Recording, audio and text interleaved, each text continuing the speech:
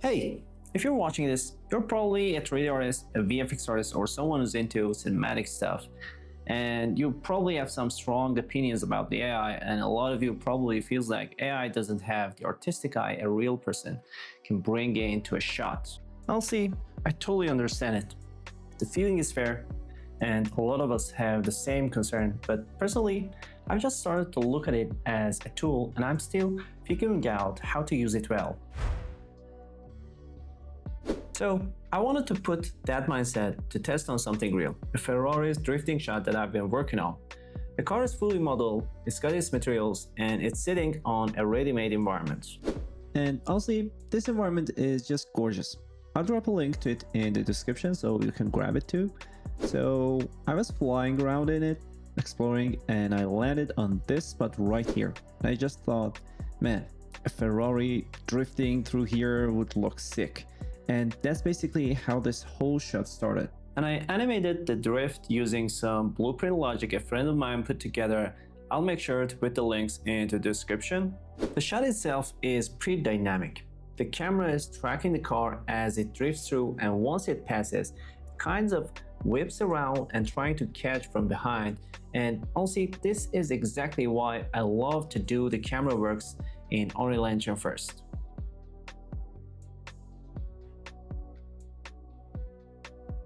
If I just tried prompting this from scratch in AI, getting a complex move like this exactly right would basically come down to luck. But because I already had full control over the camera movement in Unreal Engine, I could nail the exact direction I wanted before AI ever came into the picture. And if you look closely at the camera, it's got those little tracking delays, like a real camera operator slightly lagging as they try to keep the Ferrari in frame while tilting and panning.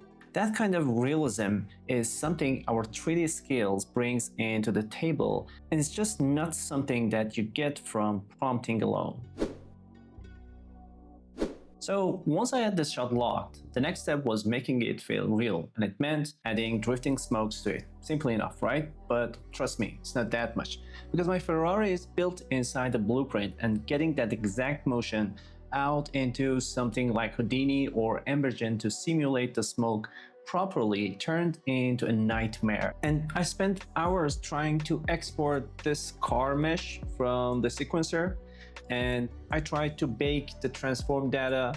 I tried different export methods, but it didn't work for me. Probably there's a way out there for this, but I just couldn't find it. And this was the wall that I ran into. So at that point, I asked myself, why not let AI handle this? Now, I would actually try this before on a couple of other shots, and I had a feeling that it could work here too.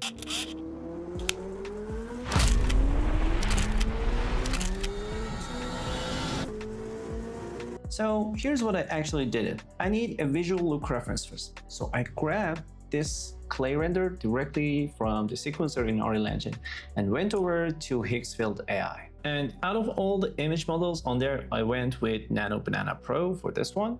I uploaded my clay reference and gave it a prompt. And for prompting, I always use Claude. For something like this, since it's just a single image, you don't really need anything fancy. No special skills or setup, just a clear description of what you want and you're good.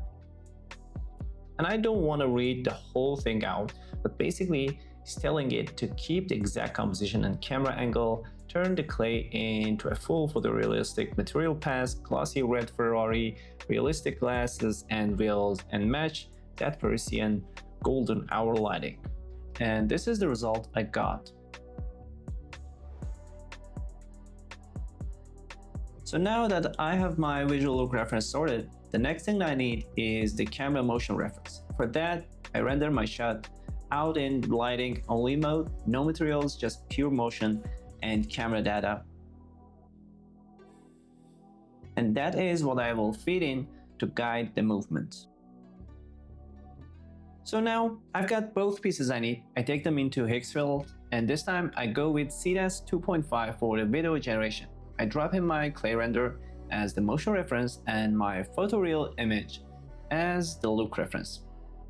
But that's not enough because we still need a prompt for the video. So Higgsfield actually shared the scale for Seedance 2.5 and I used that to shape my prompt. I will drop it in the description too. So I uploaded my clay rendered cloud and with the help of that scale, Cloud put the prompt together for me. But basically, it's telling Seedance to hold on to that exact camera motion, apply the photoreal materials, the reference image, and here's the important part.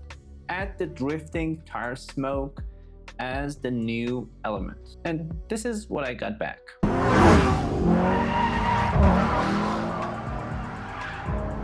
Guys, I'm not sitting here to tell you that this is the best way to do it or you should throw your Houdini license tomorrow. If you've got your traditional workflows, more power to you. You have more control on it. But for me, on this shot, this saved me hours. And it actually got me to the result I wanted. That's the point I'm trying to make. We have new options on the table and how deep you want to go with it is up to you. So if you have any questions or opinions, please leave it in the comment section and I'll make sure to put all the related links into the description and I'll see you in the next one.